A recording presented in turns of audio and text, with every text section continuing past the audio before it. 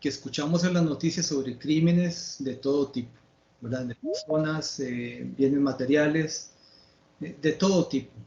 Algunos llegan a juicio y se logran condenar. Una proporción bastante pequeña llegan a sentencia y a castigo de los responsables. ¿Por qué? ¿Por qué sucede eso? Porque muchas veces la escena no ha sido levantada apropiadamente, los indicios no han sido recopilados adecuadamente y todo eso no va a servir para ligar a los responsables con la escena y con los hechos.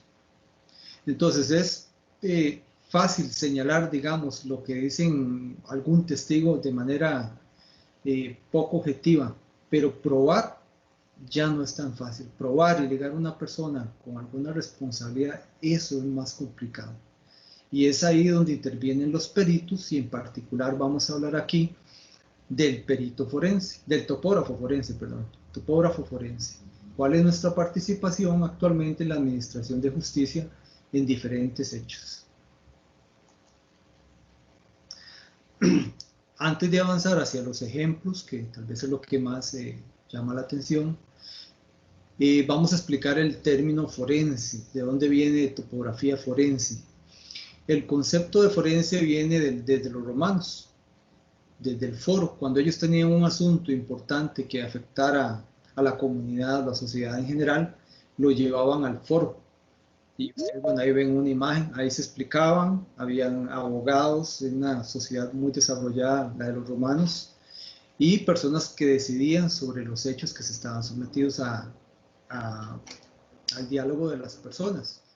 Eso evolucionó y pues resulta ser que esos foros ahora son nuestros tribunales de justicia, penales, agrarios, civiles. Entonces, toda labor científica o técnica que vaya a dar al foro nuestro ahora presente, que son los tribunales, es forense. Por eso ustedes escuchan química forense, topografía forense, fotografía forense. Ese es el motivo de ese apelativo, lo que va a dar a los tribunales. Aunque debo decir que no todo el trabajo que hacemos siempre llega a tribunal. Entonces, ¿qué es la topografía? Ahí la topografía forense. Básicamente es aplicar todos nuestros conocimientos a la resolución de la causa judicial, por lo menos en lo que concierne a la parte técnica, por supuesto. Aunque esa parte técnica tiene control de calidad y aspectos muy importantes de legalidad, del manejo de la evidencia, del tiempo, del cómo levantar los indicios, de cuándo es el momento apropiado, con quién levantarlos. Eso es tan importante como lo que se haga técnicamente. Un trabajo técnicamente bien elaborado podría perderse al llegar al tribunal por faltas en la cadena de custodia, que no fue elaborado en el momento indicado, no se llevaron los registros indicados, entonces se pierde esa prueba que tal vez fue levantada con mucho esfuerzo.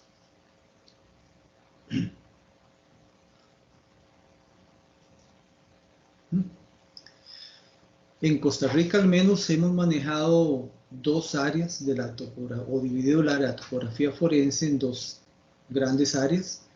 Una, la que tiene más que ver con la investigación criminal, y el término que hay por ahí, planimetría forense, así se llamaba la oficina hace en los 70s, cuando se creó en el OIJ, planimetría forense, y se conserva y tiene más que ver con los sitios de suceso o la escena del crimen, con narcotráfico y con accidentología vial.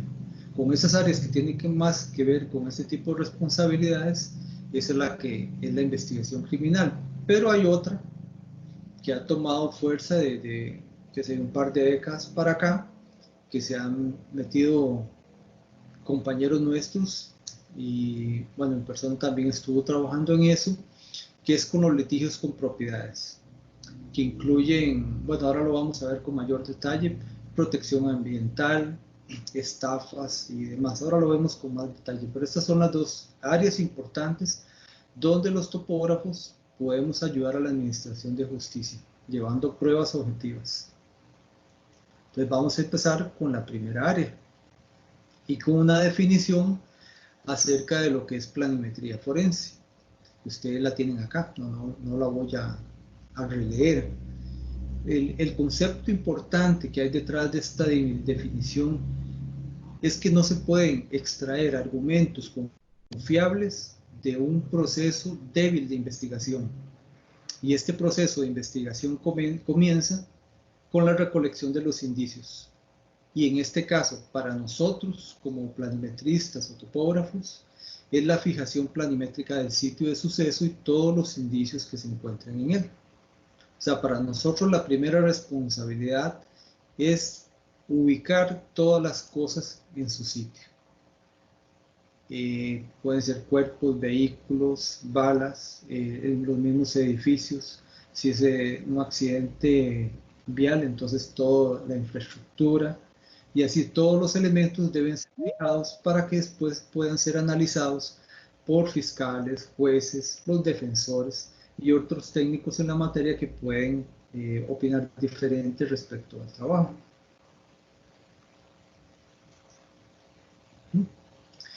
Estos son ejemplos de ya hace algún tiempillo elaborados en AutoCAD, eran croquis, escenas que fueron levantadas, se hizo el croquis, se hicieron los registros correspondientes y después se pasaron a AutoCAD, donde se elaboran láminas grandes con los detalles del sitio de suceso y los responsables y quién solicita la autoridad judicial. Básicamente, usualmente se presentan plantas, o sea, lo que llamamos en dibujo en planta, ¿verdad? Una vista superior, ortogonal, donde se detallan los indicios. Vamos a hacer un pequeño zoom acá. Como ustedes ven, a todos los indicios se enumeran. Bueno, nosotros no los numeramos, los numera la policía judicial y nosotros nada más hacemos referencia al número y en una tablita aparte se hace la referencia de qué se trata el indicio, ¿verdad? Ahí se ven los detalles. Como ustedes ven, es un dibujo relativamente limpio, porque la idea es no distraer a la persona que lo está leyendo con objetos que no tienen relación con la investigación. Entonces se coloca solo lo estrictamente necesario. Aquí esta es una vista en elevación, porque el caso requería pues conocer las elevaciones, un aparente suicidio.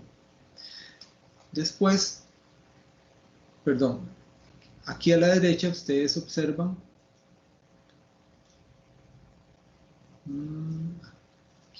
perdón, es que yo estoy en la lámina siguiente. Ahí estamos. Las trayectorias balísticas. ¿Qué son esto? Muchas veces suceden balaceras con muchos o pocos disparos, eso no importa. La autoridad judicial necesita conocer la trayectoria de esos disparos para determinar si los testigos están diciendo la verdad o no, o si tienen una versión bastante cercana de la verdad. Y conocer el móvil o la situación de cómo se desarrollaron los hechos. Entonces aquí interviene el perito en balística. Ellos observan los orificios que han dejado las balas, determinan si son orificios de entrada o de salida y determinan las trayectorias. A nosotros nos corresponde pues hacer la representación de esas trayectorias para la autoridad judicial. Aquí les voy a presentar un caso que tiene que ver con eso. En este caso, intervienen, aparte del perito balístico, intervino los médicos forenses con su informe de autopsia. Estas son imágenes de la autopsia de esa persona, donde se muestra la trayectoria intracorpórea dentro del cuerpo de la persona, por dónde entró y por dónde salió la bala que lo llevó a la muerte. Esos dibujos, ellos nos presentaron esas dimensiones, los pusimos en dibujo, pero resulta que él no murió, como dice ahí, de pie, no murió acostado, sino que, según los testigos, venía en un vehículo.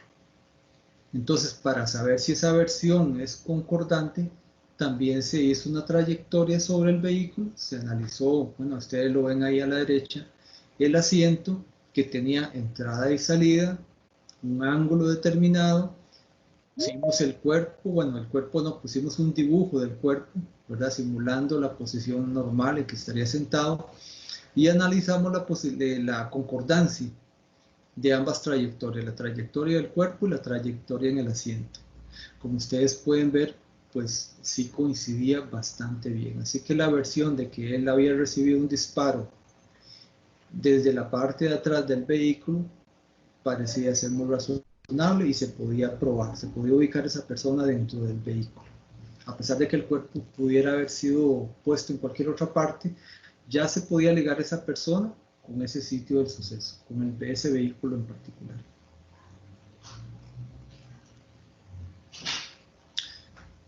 Estos casos de narcotráfico, así tenemos un poco más de acción, digamos, del topógrafo. Regáleme un segundito para ver si hay algún mensaje nuestro acá de la... Todo está bien. Ok. No, perfecto. Continuamos con la presentación. Ok. Les decía que en estos de narcotráfico, que empezaron a aparecer, bueno, ya ahora ya yo tengo algún tiempo retirado, pongámosle hace unos 10 años, un poco más atrás. Antes pues se capturaban las lanchas y demás y listo, y se tomaban los paquetes que trajeron las personas y estaban ahí y todo se incautaba y listo. Pero de ese, así como les digo, 10, 15 años para atrás, se empezaron a incautar dispositivos GPS, tanto de las lanchas como ese que tienen ustedes ahí, el marino, que es el de la derecha. Este es un tip de los que utilizan en las embarcaciones, como el que ya conocemos los de mano, ¿verdad? Lo que pasaba con estos instrumentos es que traían las rutas por donde esa nave había transitado, y muchas veces no solo andaba por el mar, sino también tocó varios puntos de tierra. Entonces lo que nos correspondía era bajar esa información, todos esos datos, manteniendo la cadena de custodia y demás cuidados que se deben tener en este tipo de trabajo, y localizarlos en un mapa que se pudiera servir para la investigación. Y bueno, ahí tienen ustedes un ejemplo de cómo quedaban aproximadamente estos. Algunos se hacían con un poco más de detalle, particularmente cuando tocaban territorio nuestro, se hacía un detalle más particular con las hojas 50.000, porque a pesar de que los dispositivos estos GPS tienen una precisión métrica, decamétrica, y eso es suficiente para ubicar un sitio, un poblado o un accidente geográfico en particular. Esto, aparte de eso, bueno, aparte de eso, diría yo que es uno de los puntos más importantes, es que el GPS registra tiempo con gran detalle.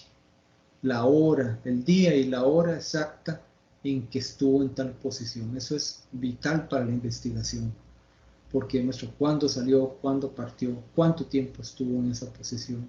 Eso es muy, muy importante para la investigación. Y es lo que hacemos, o se hace todavía en la oficina. Este es un caso particular, ya no es judicial, no es un caso judicial, sino que es un caso que me llegó a mí ya cuando esté afuera del Poder Judicial.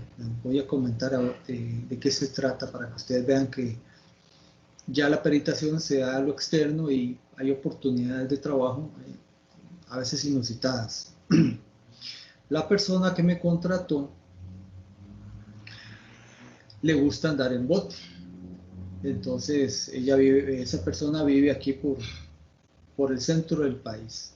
Lo invitaron a ir a la cruz a dar un paseo en bote. Bueno, entonces ya, él es muy aficionado a los instrumentos estos de GPS y puso su GPS desde que salió de la casa hasta que fue a hacer el paseo. Ahí ustedes ven en rosado todo el trazo cuando él estuvo en la cruz y se acercó al puerto e inició el viaje en el bote.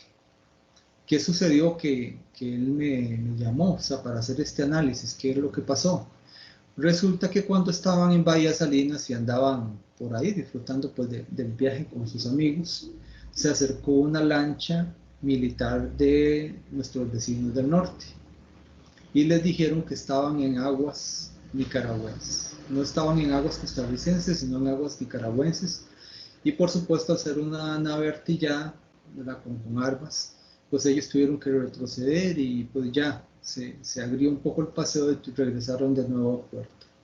Pero él quedó con la duda de si realmente habían estado, se habían salido del territorio costarricense. Entonces por eso me llamó y me dijo que si le podía procesar estos datos para saberlo. Pues después pues no se pudo hacer ninguna gestión adicional porque eso ya implica problemas diplomáticos y después.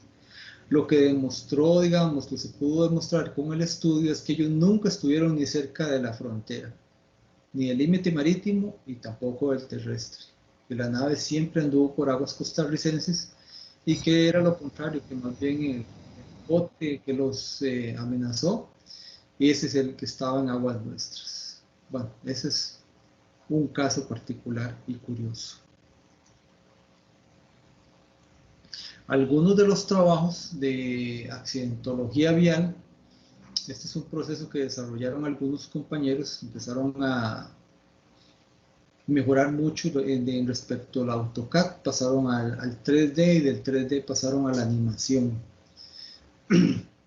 Este tipo de trabajos ayudan mucho a la comprensión de los hechos, especialmente por partes que no son técnicas. Recordemos que la mayoría del trabajo del perito va a dar a manos de abogados y de personas que no son técnicos en la materia. Entonces, ellos necesitan ver los hechos de una manera bien simple, bien sencilla, lo más cerca de la realidad. Y estas animaciones, pues nos permiten eso. Observen ustedes ahí el movimiento del vehículo, llega a la intersección y cuando hace el giro llega otro vehículo y chocan. Más sencillo, difícilmente.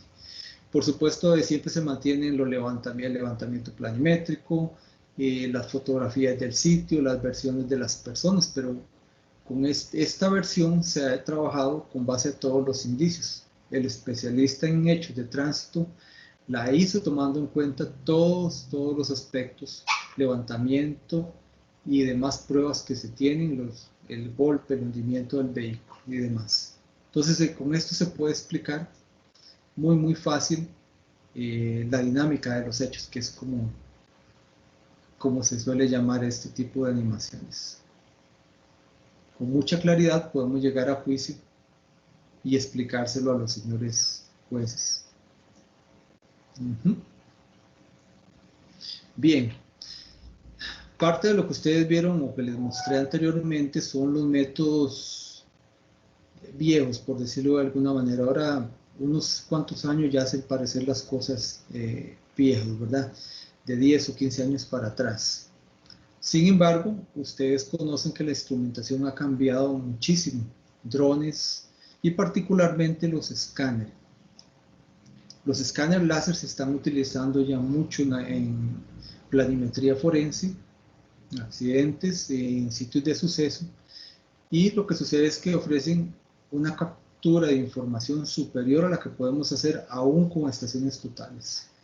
La cantidad de puntos, millones de puntos que captura el escáner láser, ofrece la posibilidad de localizar prácticamente cualquier cosa. Y esos son los pasos que están ahí. Hasta toman fotografías, ¿verdad? Podemos hacer la fotografía, el levantamiento 3D, la animación forense y una modelación. Y vamos a ver un par de ejemplos más sobre esto. Esto es lo último que se está usando en ciencias forenses.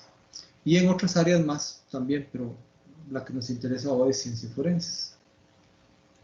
Aquí hay un ejemplo más de esos métodos. Ven a la izquierda, en la parte superior, ustedes la escena que se encuentra en un sitio pequeño, aparenta ser como una habitación de un hotel, donde están los indicios, pero realmente hay mucho detalle, ¿verdad? Que se puede levantar con métodos tradicionales, pero teniendo el láser escáner, vean ustedes el levantamiento, tiene un realismo impactante. Es como estar ahí de nuevo en la escena y con la ventaja de que se puede uno desplazar dentro de la escena sin tocar nada.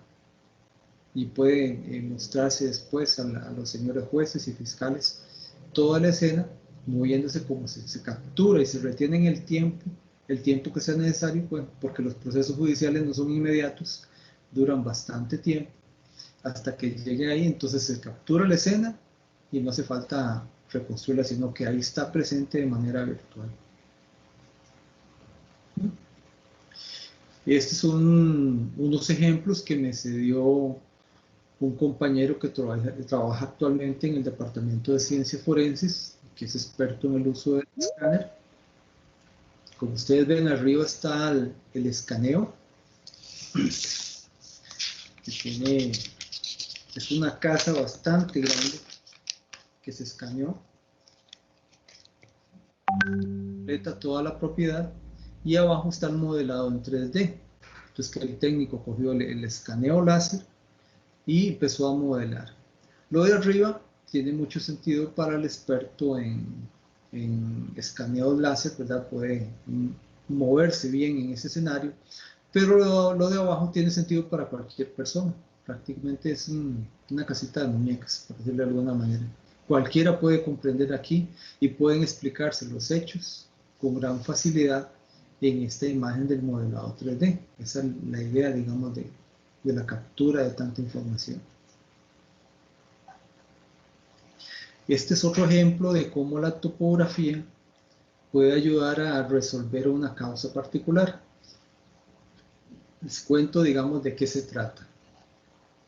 No es experiencia mía, sino de este compañero que me lo prestó precisamente para esta presentación. Resulta que aquí a la izquierda, a la derecha, perdón, vamos a hacer un zoom. Esta, como ustedes ven ahí, que ese polígono es un polígono de tiro, donde van a practicar oficiales y gente de la policía y nuestros cuerpos policiales hacen práctica de tiro constantemente en ese polígono. Algunos vecinos de la localidad decían atrevidamente que ellos oían pasar los tiros.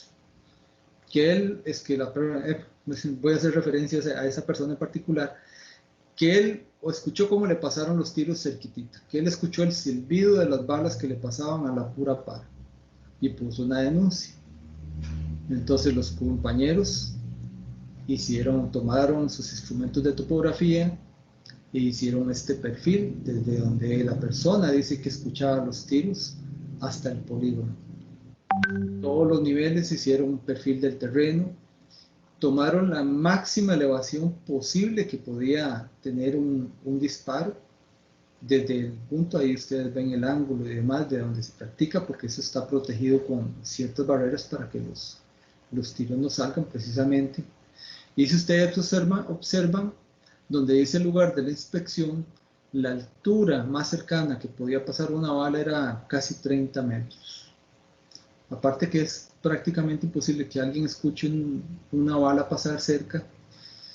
Bueno, ya es descartado técnicamente de que esas balas pudieran salir del polígono y pudieran haber afectado a esas personas ahí en ese punto. Esa es una de las más utilidades.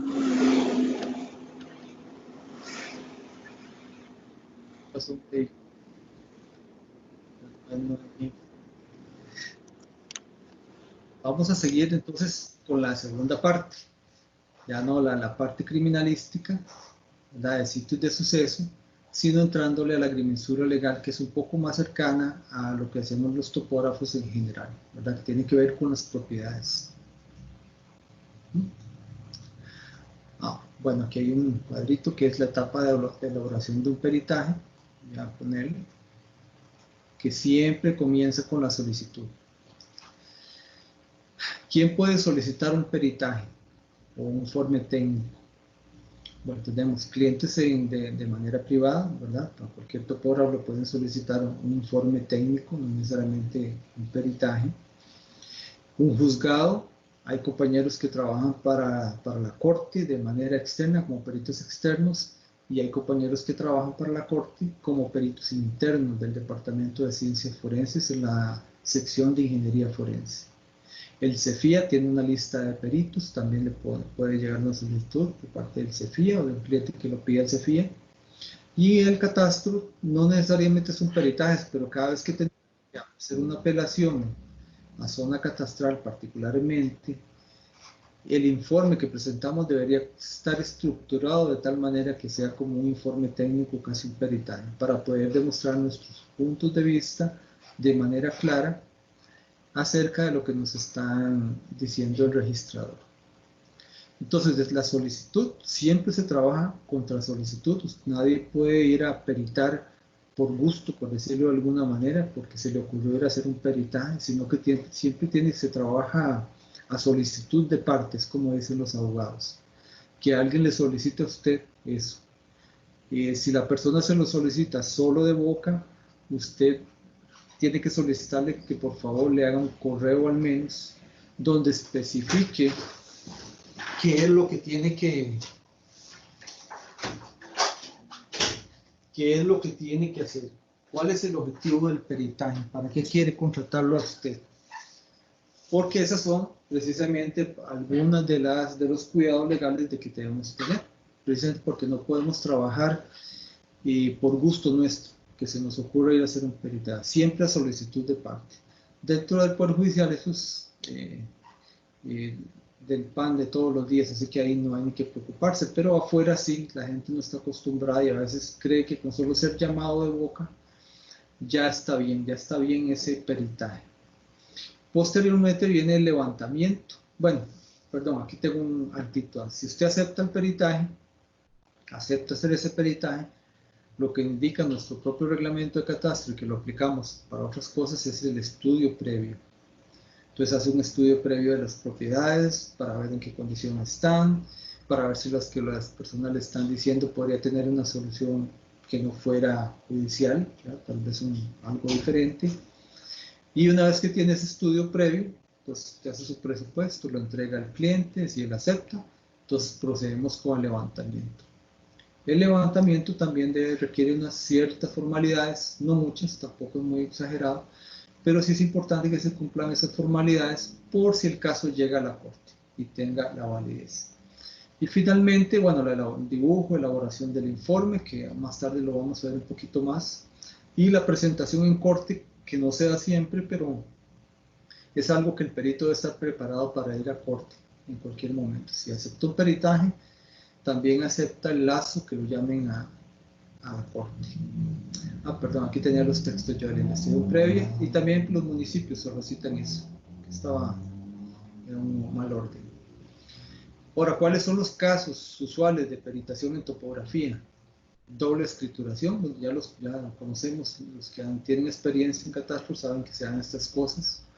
Investigaciones catastrales registrales, una persona, un extranjero, un nacional desea comprar una propiedad y le pide a usted, investígueme esta propiedad a ver en qué condiciones está. Entonces, ¿qué condiciones está ante el registro? En el sitio, si coinciden las cosas, si está ocupada, si no está ocupada, y cómo está en la municipalidad de impuestos. Es un tipo de investigación, es un informe técnico. También hay inversiones de áreas públicas, que ahora vamos a ver unos ejemplos. Estafas que al menos yo creo que no he vuelto a ver en las noticias de este tipo. Por dicha, nuestro sistema catastral se ha fortalecido mucho y se ha disminuido mucho la posibilidad de las estafas, pero bueno, podría darse ahí tal vez. Los traslapes, que sí son todavía algo frecuentes, o por lo menos la investigación para averiguar si hay traslapes documentales, ¿verdad? Y la protección del medio ambiente, que es un área que está tomando mucho auge. Empezó a tomar auge y tenemos una fiscalía ambiental y también un tribunal ambiental muy acucioso en ese aspecto, así que es un área donde podemos colaborar, hay mucha participación del topógrafo y hay muchos casos. Entonces, voy a presentar una serie de ejemplos rápidamente para no consumir muchísimo tiempo de las diferentes cosas. Doble escrituración. Voy a relatar este caso rápidamente. Una propiedad en una parte del país, es relativamente urbano, ustedes ven ahí una intersección de calles, con su historial, aquí al lado yendo de izquierda a derecha, un historial de separación de la finca A, la finca B, finca C, todo con planos y demás, un vecino cercano, todo en orden hasta cierto momento. Cuando una propiedad que es colindante con esa finca es observada porque está vacía. Entonces los dueños de la finca de esta de color verde observan, contratan un topógrafo y hacen una rectificación en aumento. O sea que incluyen esa porción de terreno, la incluyen dentro de la finca, de la parte superior. Hace la rectificación, pasa. El colindante no se da cuenta nunca porque son cosas que suceden en la oficina del abogado y en el registro civil, perdón, el registro nacional, el registro de la propiedad, ¿verdad? Las personas no suelen estar consultando el estado de sus propiedades constantemente, que tal vez es un mal hábito, y la propiedad pasa. Posteriormente, se segrega ese mismo trozo que anteriormente fue incluido, se segrega y se vende a un tercero, que lo compra porque cree que no hay nada anómalo, le están vendiendo una propiedad que coincide en la realidad con un plano individualizado de esa propiedad, y cuando llega a intentar poseer esa propiedad, intentar a construir algo ahí, le sale el legítimo poseedor, que es el vecino, y es cuando llega la causa judicial y nos llaman a nosotros para acreditar. Entonces, estos casos hay que hacer una reconstrucción, registrar, catastral, hacer el ligamen bien clarito cronológicamente y ligarlo en el sitio con las mediciones en el sitio para poderlo presentar al juez. Ya a nosotros no nos corresponde, por supuesto, establecer ninguna responsabilidad, pero sí presentar los hechos de la forma más clara posible a como fueron sucediendo en el tiempo. Y si es posible establecer cuándo se presentó el punto de conflicto. En este caso, cuando se incluyó la propiedad, o sea, que no era históricamente no era parte de la finca.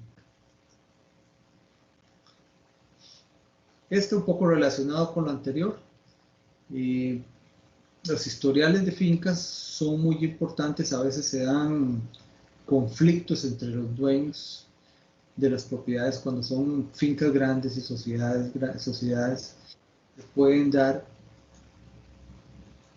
conflictos importantes. Vamos a ver aquí.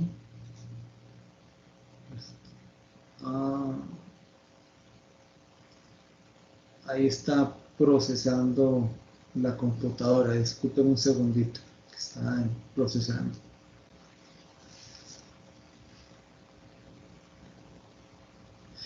Michelle, no sé si me escucha, si sigue escuchando bien. Se me salió eso. Sí, señor Dani. Es que lo que pasó fue que se salió la presentación.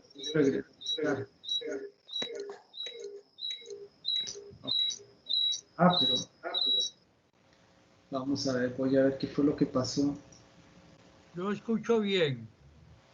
Sí, señor, pero no están viendo la presentación, La ¿verdad? presentación se ve, don Dani, quedó en propiedad de reconstrucción del historial de fincas. Ahí quedó, don Daniel, cualquier cosita, la presentación. ¿Fue que se le quedó pegada o no le proyecta, digamos, en su computador? Sí, y ahora ya la tengo ahí. Ahí estamos, en reconstrucción del historial de fincas. Ok. Bueno, les decía, es que traté de hacer un zoom, yo creo que eso fue lo que la perturbó. Y que a veces las personas o el tribunal necesitan reconstruir el historial desde que la finca se creó. Esta finca en particular, y me resultó un caso que me trae, bueno, no recuerda mucho ciertos casos en particular. Lo que me acuerda muy bien es que esa finca fue creada casi en 1800, a finales del siglo XIX, 1880, 1890. Y me acuerdo particularmente que la descripción que tenía el tomo, porque tenía que ir a averiguarse tomos, era muy buena porque hablaba de ciertos árboles, quebradas, a pesar de que no era una descripción completamente técnica, topográfica, pero sí daba tanto detalle de una finca que era bastante grande o es bastante grande, daba muchos detalles y era posible en el sitio, ubicarse. También me recuerdo que hablaba de algunas medidas que ya no se utilizan de caballerías y cosas de esas. Entonces me acuerdo muy bien de este caso. La investigación pues no tenía que ir tan atrás, sino más bien cuando aparecen registros catastrales. Los primeros planos aparecieron por el 65, y ustedes ven por ahí, 63, y después el resto de segregaciones. Lo que se ve a la izquierda es toda esa serie de segregaciones, ligando desde la finca madre, las que siguieron ahí más adelante, y cada movimiento que generó alguna finca, o que modificaba la finca, perdón, la finca madre. Entonces ahí ustedes lo ven en el tiempo, como se va acercando hasta el año 2002, que fue más o menos como fue este caso, qué movimientos se habían realizado hasta ese momento, y de izquierda a derecha cómo van saliendo de la finca madre y se van creando fincas y con sus respectivos planos. Casos interesantes, y bueno, este era en particular un ejemplo de eso. La invasión de áreas públicas, como les decía, es relativamente frecuente, por lo menos en el Departamento de Ciencias Forenses, que es quien le corresponde investigar estas cosas. Y este es el caso tradicional de zona marítimo terrestre, que hasta en las noticias hace algún tiempo estuvieron saliendo algunas demoliciones por parte de los municipios. Pero para llegar a esas demoliciones tenía que haber orden del juez. Y para llegar a la orden del juez, pues tenía que haber todo el proceso que iniciaba con ir a medir, ubicar la línea de mojones, ubicar las infraestructuras, las edificaciones que pudieran estar en la zona pública, y ir a juicio, siendo demostrado, el juez ordenara, pues diera permiso de hacer las demoliciones. Ven ustedes, bueno, la figurita lo que ilustra lo de la zona marítima nuestra, ¿verdad? De las diferentes zonas que corresponden. Ahí está pegada la imagen, ahí no pasó, don Daniel. Ah, perdón, ¿no están viendo la de zonas públicas? Áreas. No, propiedad de reconstrucción del historial. Ah, debe ser el internet. Vamos a ver, vamos a echar para atrás a ver si recobramos esto.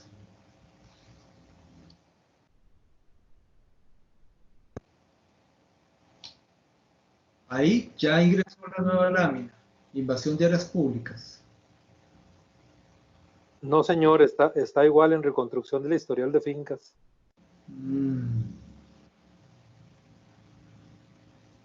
Vamos a darle unos segunditos a ver si. Voy a dejar de compartir y a compartir de nuevo para ver si acaso recobramos que se vuelva a actualizar.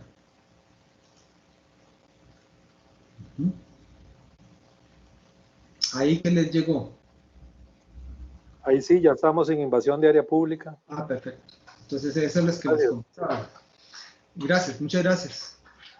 Y el cuadrito de la derecha, pues es la explicación de lo que ya hemos estudiado y conocido, ¿verdad? Respecto a la zona pública restringida y la zona privada. Entonces, les comentaba del proceso, ¿verdad? Entonces, para el perito lo que le corresponde es ir al sitio, ubicar los mojones. Nosotros no pudiéramos, aunque pudiéramos tener los métodos y el conocimiento para ubicar la plamaria y la línea de mojones, no estamos autorizados por ley. Solo el Instituto Geográfico puede disponer la línea de mojones que separa la pública de la restringida. Entonces, lo que primero tenemos que ir al sitio es localizar los mojones. Hacemos el levantamiento de ellos y de todas las edificaciones que pudieran estar en la zona pública. Bueno, en el ejemplo hay varias, ¿verdad? Y ustedes lo están viendo, está una calle y demás.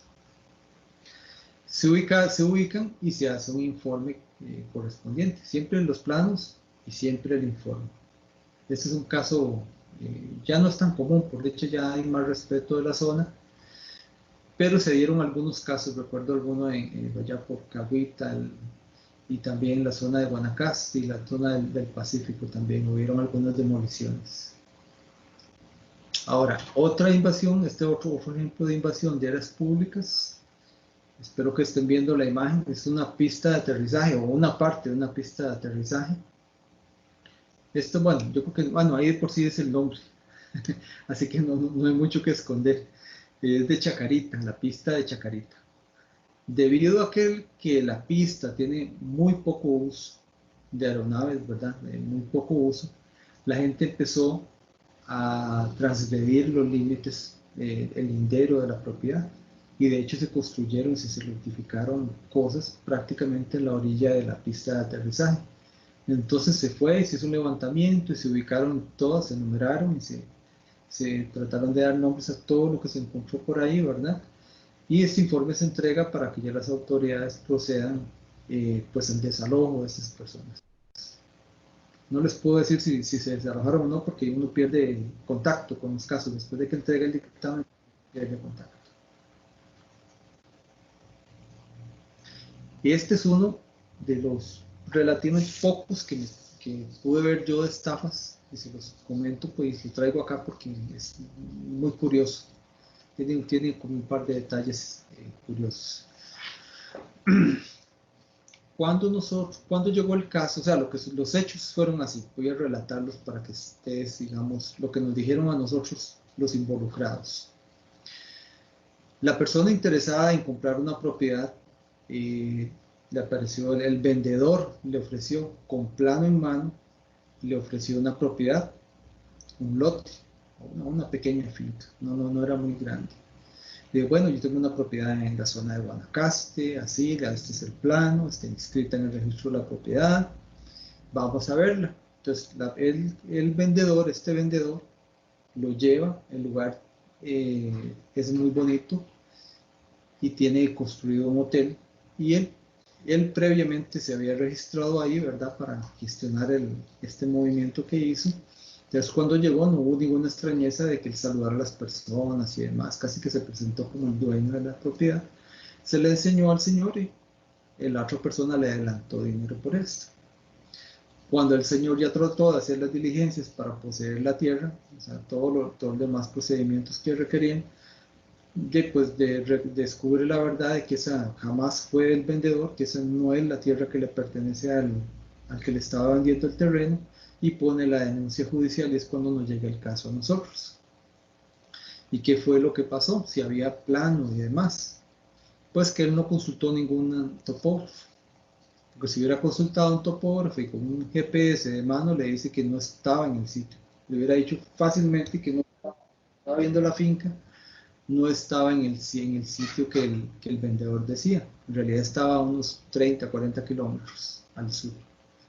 El lote se ubicaba, el plan ubicaba la propiedad en el Parque Nacional Guanacaste. Bueno, no voy a decir en el puro centro, digamos que en lo interno del Parque Nacional Guanacaste. Y por supuesto había sido hace mucho tiempo y demás, y ahí nadie podía tocar nada. Nosotros fuimos a hacer la visita y prácticamente lo que hicimos fue tomar un puntillo para saber que estábamos ahí en las coordenadas correspondientes, pero no había nada que hacer. Sencillamente la persona fue estafada, perdió ese dinero, y bueno, no sé qué pasaría más con el proceso, pero esa es una de las pocas estafas que conocí yo con terrenos, de una persona que se aprovechó de la ignorancia del otro, y de que esta persona no tomó la precaución de que cuando hay que comprar una propiedad, consultar al topógrafo, personas que saben de las propiedades.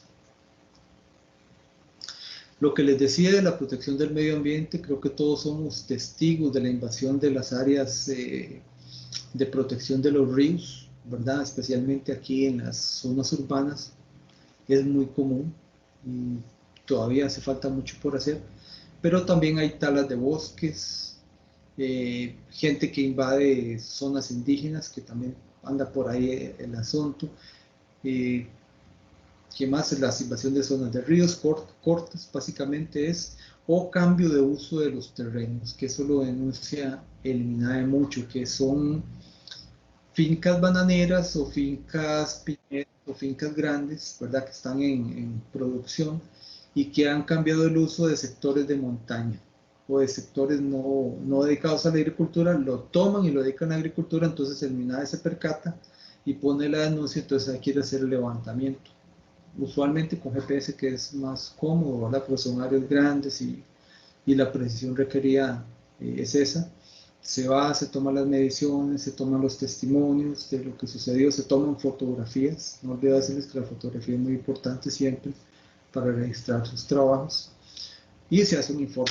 Terminamos siempre un informe que trata de explicar la dinámica de los hechos y con la mayor claridad posible la parte técnica de la ubicación de los terrenos o de los hechos que se están investigando. Contaminación de ríos también es otra que cae dentro de esta categoría de protección del medio ambiente. Estas, bueno, se me quedaba por ahí por fuera, pues ya está la imagen acá. Como ustedes ven en la lámina izquierda, hay dos señalamientos, círculos grandes que señalan las nacientes. La ley protege un radio de 100 y 200 metros, dependiendo si está captada o no la naciente, y no permite que haya ninguna edificación o construcción en ese radio. Es un radio bastante importante, bastante grande. Ese caso en particular, me acuerdo, había una urbanización, digámoslo así, una lotificación, y las nacientes, no recuerdo si fueron descubiertas posteriores o ya estaban ahí. Sin embargo, vean ustedes cómo afecta a los lotes. Prácticamente esos lotes aquí de la parte de abajo, 18, 17, 16, prácticamente les queda un 10% de área útil. Ellos no podrán hacer nada debido a que hay una naciente identificada por el MINAE. A la derecha la imagen la que está representando es la cuenca de un río, donde una de las personas construyó una terraza que invadía el derecho de esta área de protección del río un poco, invadía un poco el área de protección. Entonces se fue a hacer un levantamiento, y para representarlo con alguna claridad para la autoridad judicial se hizo un perfil mostrando precisamente cómo eran los gaviones que se habían construido, que esos creo que no los estaban objetando, pero sí estaban objetando las estructuras como la terraza que estaban construyendo en la orilla, en el área de protección.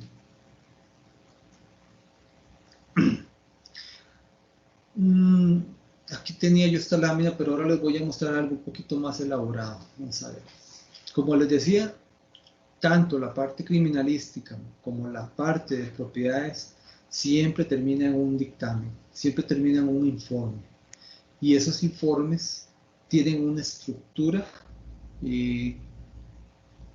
definida, digamos que tienen unas partes indispensables, aunque el perito puede jugar un poco con el formato, y hay unas partes que son obligadas de poner, digamos, para ser bien vistas en la corte. Si llega a la corte, los de la corte están acostumbrados a ver los dictámenes del Departamento de Ciencias Forenses, que tienen una estructura rígida para todos los dictámenes de todas las áreas. Entonces, cuando un profesional independiente llega con su dictamen, si no tiene esas partes, entonces ya de por sí ellos le dan mucho valor a lo del Departamento de Ciencias Forenses. Entonces, al dictamen que no está con un formato muy adecuado, le resta un poquito de credibilidad, a pesar de que en el fondo pudiera estar perfectamente elaborado técnicamente, mediciones correctas, conclusiones correctas, pero la forma, en lo judicial la forma es casi tan importante como el fondo. El cómo se presentan las cosas, en el tiempo que se presentan, es muy importante en lo judicial.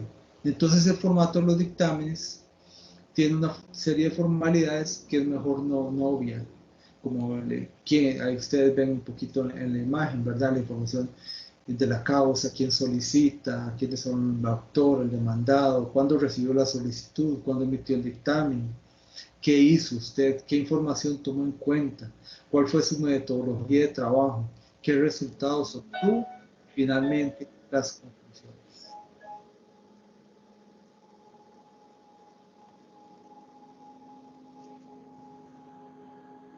Y finalmente hay una etapa que no siempre se da, pero que hay que estar preparado para ellos, que es el testimonio en corte. Si uno hace un dictamen, es más, ustedes los llama un cliente en lo privado y les pide un informe porque cree que el vecino se le metió o tiene dudas de eso, y ustedes hacen un informe y tal vez encuentran que sí, tal vez hay una invasión ahí 30 centímetros, 15 centímetros. Yo acabo de atender una que eran como 10 centímetros en un condominio, y el vecino fue tan estricto que tuvieron que demoler una pared por unos centímetros.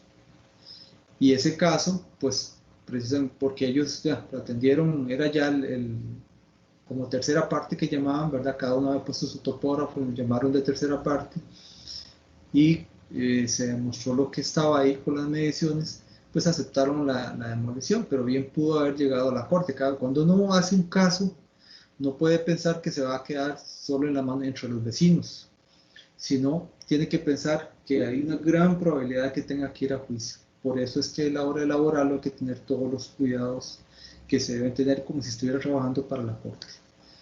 Y bueno, la experiencia del testimonio en corte es bonito, pues en realidad no es desagradable, es una experiencia bonita, donde ustedes pueden exponer su trabajo a los fiscales, a la parte que defiende, los acusadores, demás, y por supuesto a quien dirige la exposición es al juez, como en este caso es unipersonal, y ustedes ven que hay dos sillas, a veces hay tres jueces, a veces uno y a veces hay tres.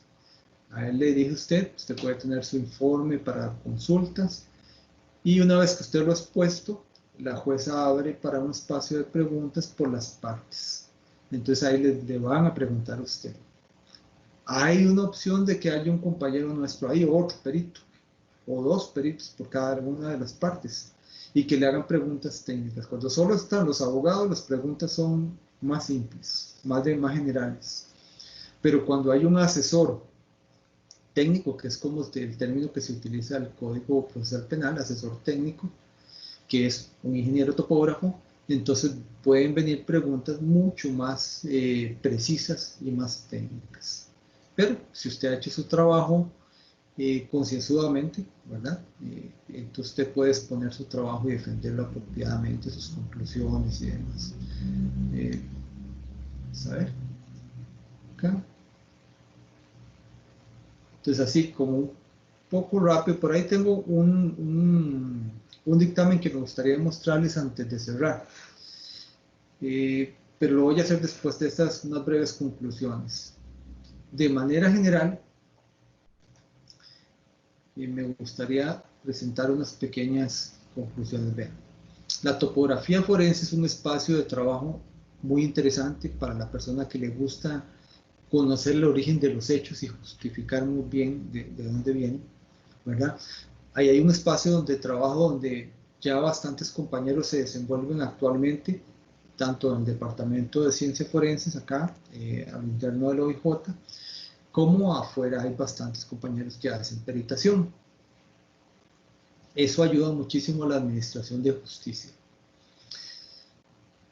Pero no solo ahí es importante, ¿verdad? Cada vez que apelamos al catastro, que tenemos también que presentar, digamos, un informe a un municipio porque queremos hacer, qué sé yo, una segregación de tal forma o alguna cosa. Cada vez que necesitamos presentar un informe que tiene cierta formalidad, nos es muy útil pues saber esa estructura de los informes técnicos. Voy a presentar un informe que tengo por acá de un caso real. Vamos a ver si lo podemos compartir bien. Vamos a ver qué está. Ajá. Y le echamos un ojito rápido, digamos, al informe para que ustedes vean las partes de manera rápida. Le echo mucho ojito a las partes porque es un caso real. Entonces ahí lo van a ver. Vamos a ver aquí, vamos a de nuevo a compartir para ver el informe, más que todo para ver las partes. Aquí queda un poquito ayuno en la presentación. Me dicen si están viendo que dice detalle del caso, peritación y topografía, Municipalidad de Alvarado. Sí, señor, se está viendo. Perfecto, muchas gracias. Ese es un informe real, ¿verdad? Que es un trabajo que hice hace algún tiempito. Fue una licitación que salió en una licitación pública que me invitaron a participar y era para la Municipalidad de Alvarado. Entonces, bueno, ahora les cuento un poquito más, les voy contando el caso y les cuento un poco de la formalidad. Como ven ustedes, el primer apunte es el detalle del caso. ¿Quién solicita? Muy rápidamente, ¿por qué solicita? O sea, ¿qué es lo que se trata del informe? ¿Cuándo fue solicitado y cuándo fue emitido? Ellos habían puesto ya de por sí un tiempo límite para la emisión del dictamen, así que tenía que estar dentro de ese tiempo para poder que me pagaran también. El profesional responsable, ahí ustedes se presentan, brevemente un resumen rápido de su experiencia, de su formación académica, experiencia, y ahí se presenta quién es el responsable de ese dictamen. Después, en el propósito del informe, pues un poquito más de detalle, ¿verdad? Ahí era una propiedad de esta persona, que está por ahí, lo vamos a guardar ahí para que no se vea tanto. Ella resulta que la municipalidad había hecho unas obras, había arreglado el camino, y a ella la propiedad ya era prácticamente el 80% de la propiedad lo rodeaba el camino, le daba vuelta. Y en eso sufrió una serie de... Ella creía, digamos, ella había percibido que la propiedad se le había disminuido, que le habían raspado, por decirlo así, los linderos cuando pasó el tractor, la maquinaria, y eso le había provocado unos pequeños deslizamientos. Entonces el dictamen lo que trataba era de ver si la propiedad estaba en las mismas condiciones y respecto a las medidas y si había algún daño percibible, si se podía percibir lo que la señora decía. Entonces, ustedes ven ahí el propósito del examen técnico, que también estaba ya prefijado en la licitación. Después la información utilizada, los planos, estudios de registro de la finca y cualquier información del CIRI. Y la inspección, por supuesto, se menciona la inspección y levantamiento topográfico que se hizo y la fotografía. Esa es la información. Con esa información se efectuó este dictamen. Después la metodología que utilicé para ello y ya los resultados, que los voy a pasar un poquito rápido porque es un caso real y no quiero que se vaya más allá. Entonces se comentaba sobre la finca, cuándo fue creada la finca, a qué plano la representaba, sus colindantes. Vean ustedes ahí un detallillo rápido del plano, que la rodea prácticamente el camino. Después dónde estaba localizada, una fotografía aérea para ilustrar más, un poco conocer la situación de la finca, ¿verdad? Cuál es la orografía de la finca. Y ya el plano que yo elaboré, que aquí está en reducido, se presenta un plano pues, de formato grande, 60 por 90, con fotografías de diferentes puntos, de los puntos que se creía, ¿verdad?, donde había habido alguna molestia en la propiedad. Y el informe, bueno, se habla del montaje del plano, el análisis del montaje, de los puntos que se suponía que estaban afectados, algunas fotografías para ilustrar el dictamen, vean ustedes, es una zona muy bonita, ¿verdad? Es parte alta de Cartago, muy hermosa. Y ahí ven ustedes rápidamente algunos de los detalles de que se hablaba en el dictamen. Lo voy a pasar rápido porque, como les digo, es un caso real, es mejor guardar la discreción. Después de esto que está en resultados, llegamos a las conclusiones. Aquí las conclusiones es sobre la posible afectación y de último hay una sección técnica donde no está la metodología, el equipo que se utilizó, los anexos y de nuevo quién firma, que por ser el Word no está firmado, sino que se firmó en PDF, que fue lo que se envió. Y esas son en general las partes que componen un peritaje. Hay algunos peritajes que requieren algún detalle más o un detalle menos, más corto, más extensos, pero esas básicamente son las partes. Quiero mencionarles que el Colegio de Ingenieros Topógrafos, puso a disposición un formato. Yo creo que ya podemos abrir la cámara para que me vean conversar un ratito. El Colegio de Ingenieros Topógrafos puso a disposición en la página un formato básico de informe técnico, de informe pericial. Ustedes lo pueden bajar, lo pueden tomar y adaptarlo a su oficina, ponerle su logo, su nombre y demás, y detallarlo como ustedes quieran, para que lo podamos utilizar durante sus trabajos de informes técnicos o peritaciones. Y eso es lo que les traía, que era una introducción rápida de lo que es topografía forense, el área criminal, el área de propiedades, y pues agradecerles su presencia. Yo creo que si me indica más bien, ¿cómo se llama, Michelle? Si hay preguntas, si las podemos ir tratando. Yo no sé si todavía tenemos espacio de tiempo, Michelle, para ver preguntas.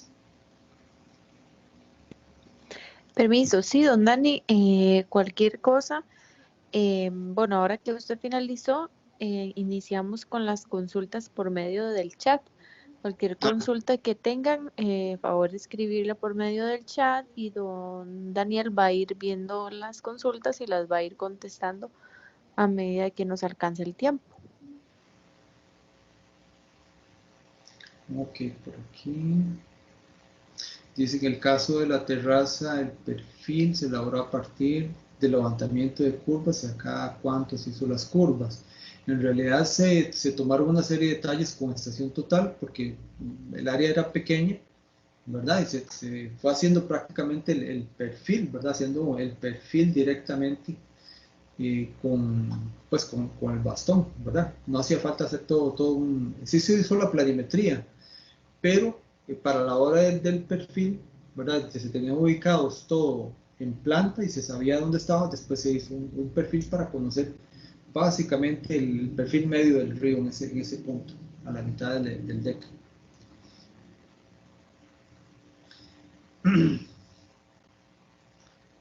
Dice don Esteban que si no sería importante que para evitar los malos peritajes, el colegio emita certificados de idoneidad profesional. El colegio, bueno, esto tiene varios aspectos. Digamos, los malos peritajes se evitan con formación en ese aspecto, con mayor formación. Lo otro, el colegio tiene dos maneras, digamos, de certificar. Uno se puede inscribir como perito ante el Colegio Federado de Ingenieros y Arquitectos, y eso está, si no me falla la memoria, en el reglamento interno, sin reglamento interno. Ahí tal vez, si alguno me escribe, yo le puedo enviar el reglamento de peritos, de cómo ser incluido en esa lista. Ellos le van a pedir una serie de requisitos y puede estar en esa lista. De eso, por supuesto, no garantiza la idoneidad, su idoneidad como perito, ¿verdad? Eso lo garantizan otras cosas. Y lo otro está el sistema de certificación o de actualización profesional, que tiene un periodo de validez de 5 años, que es que usted demuestra que se ha mantenido vigente, que ha estado recibiendo capacitación durante ese tiempo, acumulando cierta cantidad de horas en diversos aspectos de formación, y el colegio le da un certificado de actualización profesional. Pues ese es un certificado de idoneidad, hasta donde podríamos decirlo, pero en el área pericial pues es difícil, ¿verdad? No hay una específica del área pericial. ¿Quiénes están legitimados para realizar un peritaje forense? Que pregunta don Olger. Vea, del área de criminal, digamos, lo que son sitios de suceso, escenas de crimen, solo las personas del OIJ, o sea, solo el personal del OIJ hasta donde yo conozco. La mayor intervención de un perito, que un perito pudiera tener, un perito externo, ¿verdad? Que no sea funcionario del Poder Judicial, es cuando se hace una reconstrucción de hechos, que se puede tener que una de las partes presente un asesor técnico. Como ustedes vieron, recuerdan al principio vimos el caso del hecho de tránsito, del accidente vial en Bagaces. Ahí es una de las partes la que llamó, pero llama posterior a los hechos, ¿verdad? Hay que llegar posterior y ya no están todos los indicios donde están. Si acaso uno podrá ver el vehículo chocado en otro lugar, pero solo podrá ver la escena ya sin todos los indicios. En la parte de propiedades, ahí sí podemos peritar prácticamente cualquier persona que tenga su título, ¿verdad? Y se siente en capacidad de peritar, puede ser peritación forense. El Poder Judicial, la Dirección Ejecutiva del Poder Judicial tiene un reglamento para recibir peritos, para meterlos es que no me gusta la palabra planilla, meterlos en el grupo de personas que ellos llaman, que los juzgados llaman. En cada zona, cada fiscalía, ¿verdad?, del país, usted puede peritar a todo el país, o puede peritar en una zona en particular, pero ahí está el reglamento. Si desearan ustedes peritar en la zona que a ustedes les corresponde ser llamados, hay un reglamento y ustedes buscan ahí en la Dirección Ejecutiva del Poder Judicial y pueden encontrar el reglamento que les dirá todos los pormenores de qué es lo que tienen que hacer para ser incluido en esa lista. El formato de informes está en la página, sí. Bueno, sí está, bueno, estaba, nosotros lo pusimos, ahí tal vez don Marco o Michelle nos puede ratificar, pero la idea era esa, que estuvieran ahí a disposición, ¿verdad? Esos formatos. Empleabilidad en el área, yo creo que hay trabajo, como les decía, están los que están en planta, los que son peritos adscritos a los tribunales, que es un grupo importante, y los que no estamos adscritos, pero que recibimos algún tipo de trabajo de este tipo. Yo creo que es un área de trabajo creciente, o sea, que está desarrollándose porque la gente cada día ve mayor la utilidad, digamos, de llamar a un perito para resolver un litigio de tierras o aún para comprar una tierra con tranquilidad. Tarifas, hay una tarifa de peritaje que tiene el colegio, pero creo que está más referida a los avalúos que a los peritajes, este tipo de peritajes. En eso hay que más bien el colegio trabajar un poco en establecer una tarifa. Lo que hacemos los compañeros y yo que nos dedicamos un poco a eso es establecer los gastos con claridad desde el estudio previo que hacemos del expediente, después las diligencias que tengamos que hacer y aún tomar en cuenta la declaración en tribunal, ¿verdad? Que cobrada aparte para poder establecer un monto razonable de honorarios. En el caso de municipalidades, ¿cuándo se debe hacer un levantamiento de una propiedad? Pero hay una denuncia, ¿cuál es el proceder para ingresar a las propiedades si el dueño no lo permite?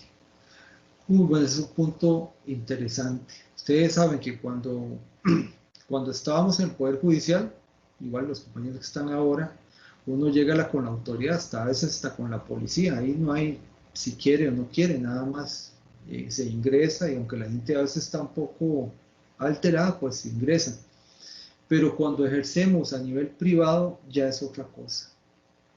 Y si es posible establecer comunicación con el vecino y que él sea parte de verdad, que esté ahí, esa es una de las formalidades que hay que tener, la notificación de las partes, es una de las formalidades que el Poder Judicial cumple estrictamente, pero en lo privado a veces se nos hace un poco difícil.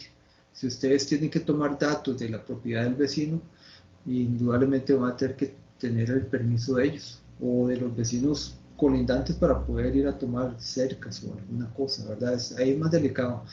Pero si se puede lograr establecer comunicación y notificarle, decirle el día tal, a tal hora, se va a realizar un levantamiento y se le pide permiso y él autoriza, se llevan unos registros donde se apuntan las personas que están presentes, el nombre y la cédula, para garantizar de que usted hizo el trabajo con el permiso de las personas, aparte de quien lo está contratando. Pero sí es más complicadillo, ¿verdad? No es tan simple.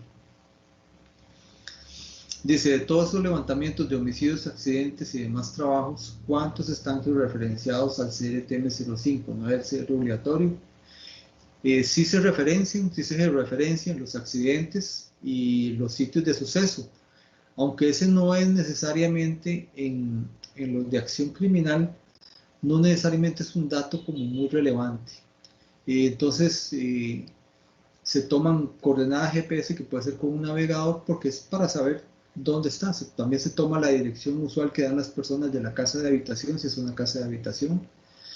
En el caso de los accidentes viales, la accidentología vial, se toma también una localización y algunos puntos de referencia más permanentes o más finos en el sitio, ¿verdad? Unos puntos de referencia usuales son puentes, postes que tengan numeración para ubicar en el sitio correctamente las cosas. Y eso es básicamente lo que se hace. Cuando la ubicación geoespacial es muy relevante, por ejemplo, digamos, en el que ustedes vieron de narcotráfico, o el que vieron, bueno, o de algunas persecuciones que nos pidió el OJ poner sobre la cartografía, ahí sí es muy importante. Y se realizan pues en el sistema que corresponda, donde tengamos mapas a disposición, ¿verdad? Antes se disponían solo los que estaban en, ¿cómo se llama? En Lambert, porque esa es la cartografía que hay, pero ahora hay cartografía en 05, entonces se ubican en 05 y queda mucho mejor. Aunque esto ellos no lo perciben, ¿verdad? Realmente ese es un dato bastante técnico solo para nosotros, pero es importante. Don Marco, ¿cuándo para Don Marco? Esa es consulta para Don Marco. La pregunta, ¿qué tan frecuente es que los peritajes lleguen a una sala de juicio donde se va involucrado a dar testimonio? Mira que no es tan frecuente, y les voy a decir, digamos, mi teoría de por qué no es tan frecuente, por lo menos yo no fui llamado tan frecuente. Si el peritaje se ha hecho siguiendo todo lo que son los aspectos legales, de calidad, técnicos nuestros, ¿verdad? Más de la profesión, y se ha hecho un informe, un plano y un informe suficientemente claro, el tribunal y las partes no ven necesidad de llamar al perito. No, si no tendría auxilio que andar el perito detrás. Yo hice un aproximado de unos 600 casos y creo que fue a juicio tal vez un 2 o un máximo un 5% de esos casos. En realidad muy poco. Pero yo trataba de que la explicación que se daba oralmente, ¿verdad? Bueno, por escrito, perdón, fuera bien explicada, que el plano fuera bien claro, primero, bien comprensible para el que no fuera topógrafo, para otra persona, y que la explicación mantuviera su rigor técnico, pero que también fuera comprensible particularmente para los abogados. A veces llegaban, es muy frecuente que pidan ampliaciones, que expliquen algún resultado o alguna conclusión que extiendan un poco más. Entonces, si eso es suficiente, no lo van a llamar a juicio.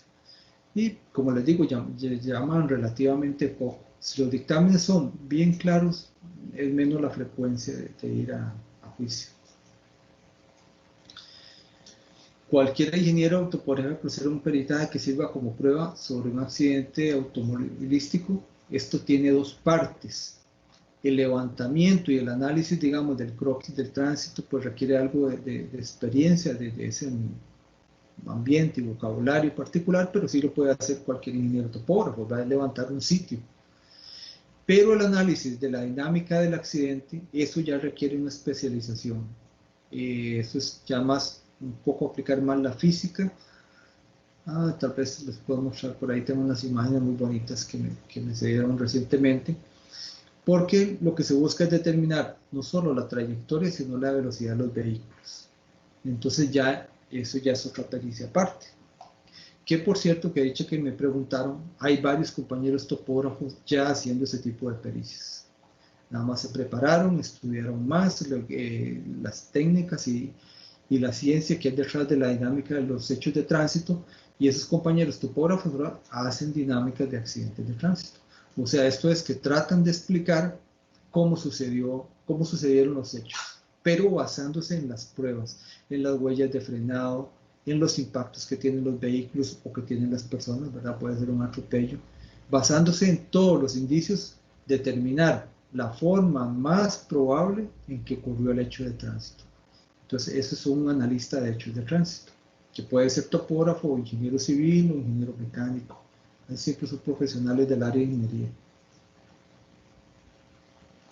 Después una de Sirleni dice, si me contratan para medir una finca, para actualización, para realizar y compararlo con el estudio, se nota un traslape considerable con el vecino no está de acuerdo en las medidas, contrato topógrafo, que esto se vuelve peritaje. Y ustedes, el primer deber es decirle eso a la persona, ¿verdad? A la persona que los contrató, que ustedes encontraron diferencias significativas entre el historial catastral y registral y lo que hay en la realidad. Y el dueño de la propiedad decidirá si ustedes elaboran un peritaje, o sea, si eso va si eso va a ser no va a tomar tanto o no.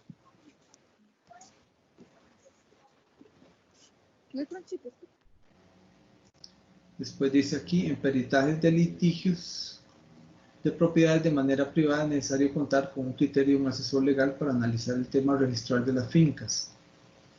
Puede ser, depende si es algo complejo, pues los que hacemos, digamos, que hacemos agrimensura o catastro, en general debemos estar al día con la legislación, ¿verdad?, que nos atañe a nosotros como topógrafos. Pero si hay algo complejo que ya va más a onda en lo legal, por supuesto es mejor consultar a un notario, ¿verdad?, para que él dé sus puntos de vista al respecto, asesorarnos, o decirle al propietario que no, esto ya trasciende mi conocimiento técnico en topografía, en agrimensura o catastral, y ya pasa a ser legal, entonces que busque un abogado. Dice, para determinar las dinámicas de accidentes se puede estudiar para llegar a ser así, sí, precisamente. Pues aquí, bueno, les voy a contar muy rápidamente cómo se inició la sección de esta que hace hechos de tránsito, que así era como se llamaba antes de llamarse ingeniería forense. Fue el que ya no está con nosotros, don Rolando. Fue en los años 70 a México y recibió un curso para analizar hechos de tránsito. Con ese conocimiento él vino y se fundó la sección de hechos de tránsito. Cerca del año, bueno, para esa época también existía la sección de planimetría forense y caminaron separadas más bien, hasta cerca del año 2000 cuando se juntan las dos secciones, cuando nos pasamos a San Joaquín de Flores y se funda la sección de ingeniería forense. Entonces ahí mezclamos los topógrafos, criminalistas y propiedades con la gente de hechos de tránsito que inspecciona los accidentes, los vehículos y determina la causa de los accidentes. Actualmente en el país yo creo que no hay ningún centro académico que forme personas en accidentes de tránsito, ¿verdad? Es una formación que no se da. Y básicamente los que están en el Poder Judicial o han pasado por el Poder Judicial, pero se puede hacer autodidácticamente. Yo pensaría que sí, pero es algo complejo, ¿verdad? Y muy delicado por lo que se trata. Ahora se trata de vidas humanos y daños materiales cuantiosos usualmente. Dice, aparte del curso presidido por el CID y charlas en donde se puede profundizar en peritajes. De ahí, yo no conozco realmente dónde podría ser más. Nosotros tenemos una comisión de peritación forense y estamos ahí un par de compañeros y trabajamos. El año pasado hicimos un seminario que tuvo muy buena acogida entre los compañeros. Este año pues no se pudo hacer, ¿verdad? Por la situación ya conocida del COVID-19, pero tenemos probabilidad tal vez de hacer uno de manera virtual, como estamos haciendo esto. Estamos viendo, planeando un poquito, pero para especializarse en esto es un poquito complicado. Cuando se participa como asesor en un juicio, uno solo puede asesorar al abogado que pregunta hacer, pero no podemos hacer las preguntas directamente, es abogado, le cuesta entender los términos. Sí, me parece que sí. Yo no he estado de asesor técnico, pero sí me parece que los abogados tienen un rol muy importante en los procesos judiciales, tremendamente importante. Entonces, casi todo es a través de ellos, ¿verdad? Entonces hay que como que dar la pregunta, que es la pregunta, y la otra persona contestar. Me parece que esa es la dinámica. Se ha propuesto un curso de peritación en los planes de estudio universitario, no que yo conozca. Conozco en Colombia, sí sé que hay un diplomado, un técnico en forense. Por cierto, hace unos días tuve contacto con la persona y más bien quisiera reforzar esos contactos para ver qué se puede hacer, o sea, que se puede traer al país de beneficio, porque me parece que es un área interesante y que puede generar trabajo para muchos.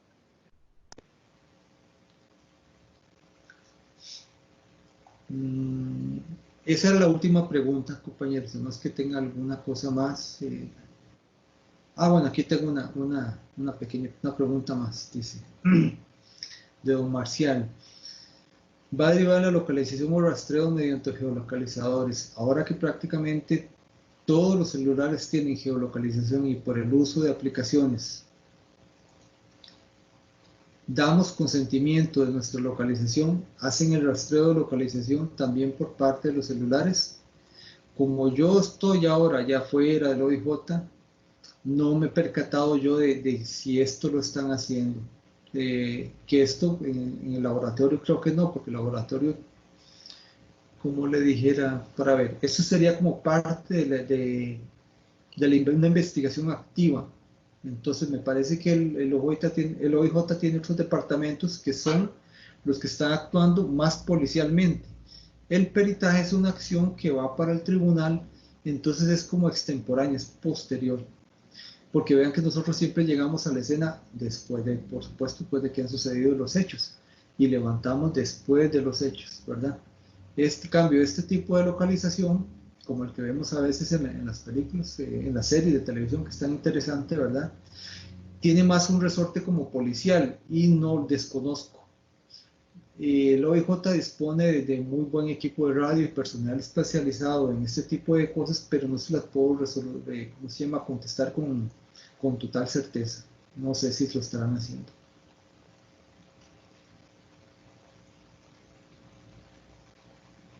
Michelle, bueno, ya a todos les doy las gracias porque ya veo que algunos compañeros se despiden porque ya tenemos ratillo de estar conversando. Muchísimas gracias por estar acá y estoy como siempre a su disposición en lo que les pueda servir y tengan ánimo de entrarle a los peritajes, particularmente empezando con los de propiedades. Los otros son un poquillo menos frecuentes, pero los de propiedades no tengan temor, bajen el formato. Hay algunos documentos escritos un poquito de estas cosas, donde ustedes se pueden informar, haciendo bien su trabajo técnico y redactando con claridad, harán buenos peritajes, no me cabe la menor duda. Y solo echándose al agua uno va cogiendo experiencia en este trabajo. No teman entrarle y ejecutar los peritajes. Daniel, Sí, señor. solo para no dejar en el aire una consulta que nos hicieron con relación a las tarifas del Poder Judicial. Ajá. Vamos, solo recordar esto, que las tarifas del Poder Judicial tienen su origen en la ley orgánica y nuestras tarifas están en función de un reglamento, es un decreto ejecutivo. Entonces, por jerarquía normativa, van a prevalecer siempre las tarifas que están normadas por una ley. No obstante, uno de los grandes inconvenientes que se venía dando con esto era el poco acercamiento que había con el Poder Judicial. Nosotros en los últimos meses nos hemos abocado a tener un acercamiento con la dirección ejecutiva del Poder Judicial, porque sin lugar a dudas, la forma de establecer las tarifas nos parece a nosotros que es un poco atípica, en función de que para algunos casos son tarifas, y perdóname la expresión, si es del caso, ridículas, pero para otros no son tan malas. Entonces lo que queremos nosotros y estamos proponiendo y estamos trabajando es en establecer una tarifa que sea realmente acorde a las necesidades y sobre todo a las labores que deban de desarrollarse en este tipo de funciones. Entonces, para que le queden claros a los compañeros que pues estamos trabajando muy fuerte con esto. Lo otro que también nos preguntaban por ahí sobre la certificación, nosotros lo que hemos venido proponiendo en el colegio es estarse capacitando constantemente, ese tipo de webinars, los cursos. Si ustedes entran a la página del colegio, en Solo Afiliados, hay una pestaña exclusiva de ingeniería forense. Ahí ustedes van a encontrar una gran cantidad de información que les va a permitir, esta información, mucha de esa nos la ha suministrado don Daniel, y a ustedes les va a permitir crecer en ese tema, porque el peritaje no es solo cuando estamos en un juicio, cuando estamos sentados frente a un juez. Por ejemplo, cuando nosotros estamos trabajando con replanteos o diferencia de discrepancias con respecto a los linderos, debemos de actuar de esa forma. Entonces hay que entender cuál es la labor del profesional en la ingeniería topográfica, que son muy, muy importantes. Y lo último, cuando tengamos que estar o seamos nombrados por la Corte, nosotros tenemos una condición o asumimos una condición muy especial, y es que somos una auxiliar judicial. Entonces la connotación del profesional es diferente, ya es un auxiliar judicial en el cual el juez se va a apoyar para tomar una decisión, que eso también hay que tomarlo muy en cuenta por las competencias que eso lleva. Por ahí vi que puso, creo que fue el mismo Esteban, que le había visto peritajes de una hoja. Yo personalmente he visto como ingeniero y como abogado peritajes que dan vergüenza. Le soy muy honesto. Y eso muchas veces es porque no sacamos el tiempito para hacerlo bien hecho y al menos para redactar. Entonces, en ese machote que decía don Daniel también, que él nos lo suministró a través de la Comisión de Peritación Forense del Colegio de Ingenieros Topógrafos, tienen una excelente herramienta que les va a servir de guía para poder desarrollar todo este tipo de actividades. Era solo eso, Dani, disculpa. No, muchas gracias por la aclaración, don Marco, porque es que estamos muy ligados a lo legal y usted que es abogado nos puede aclarar ese aspecto. Respecto a las tarifas del Poder Judicial, yo les diría que pregunten con alguno que ya esté peritando, porque las experiencias son variadas. Algunos me han comentado que bien, que les parece bien el precio, o sea, lo que les han pagado, pero a veces tarda mucho en el tiempo porque los procesos judiciales son largos. Entonces, bueno, hay eso, ¿verdad? Acá hay experiencias diversas, unos muy satisfechos, ¿verdad? Del trabajo que han hecho y y el, ¿cómo se llama?, la retribución económica, y otros no tanto por los tiempos y porque a veces la fijación la hace el juez y no resulta que cubre bien los gastos, ¿verdad? Entonces, pueden conversar con algún compañero que esté en eso, porque bueno, yo personalmente no estoy inscrito. Y yo creo que, don Marco, sería agradecerle y darle las buenas noches a todos y ahí estamos para servir, ahí estamos en el colegio para estas cosas. Buenas noches, Daniel, gracias. Con mucho gusto, don Omar.